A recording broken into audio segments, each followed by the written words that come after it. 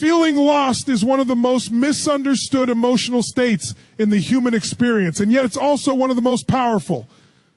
People think being lost means they're failing, that they're behind, that something inside them is broken or not enough. But the truth, the real truth, is that feeling lost is often the first undeniable sign that you've outgrown the version of yourself you've been living as. It's the internal signal that the life you've built, the patterns you've repeated, the choices you've been making, and the identity you've been carrying can no longer contain who you're becoming. There is a shift happening beneath the surface, and that shift is what creates the discomfort. You're not lost because you don't have a path. You're lost because the old path no longer matches your new potential. When you feel lost, it usually shows up quietly at first. A small sense of dissatisfaction.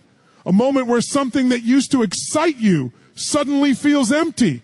A routine that once felt comfortable begins to feel suffocating. You start asking questions you never used to ask. You start noticing things you overlooked before. Your mind becomes restless. Your heart becomes unsettled. And the world around you starts to feel slightly out of sync. This is the earliest whisper that the identity you've been living isn't aligned with the identity you're meant to step into next. And because there's no roadmap for becoming a new version of yourself, your mind labels the feeling as confusion. It labels it as lost. But it's not lost, it's evolution.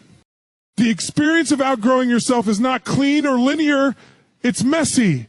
It's emotional. It's uncomfortable. Because growth requires leaving behind the familiar. And the familiar isn't just routines or habits. It's also your beliefs, your fears, your patterns of thinking, and even relationships or environments that no longer support who you're meant to become. Outgrowing your old identity means shedding a part of yourself. And that process can feel like standing in the middle of your life with no clear direction, no map, and no certainty. That's why people panic. That's why they feel overwhelmed. But what's actually happening internally is a restructuring of purpose. You're being called to realign,